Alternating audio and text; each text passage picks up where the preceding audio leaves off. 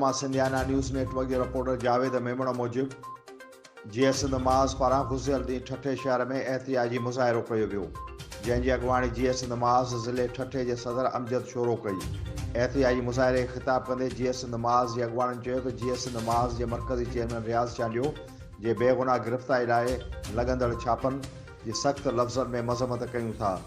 असांजे क़ाइद ख़िलाफ़ लॻंदड़ छापनि खे फ़ौरन बंदि कयो वञे, सिंध में रहंदड़ गैर क़ानूनी धारियुनि खे बेदख़ल कयो वञे ऐं सिंध में गैर क़ानूनी धारियुनि जी आमद बंदि कई वञे। ॿी सूरत में जीएस नमाज़ पारां एहतियात जारी रखियो वेंदो।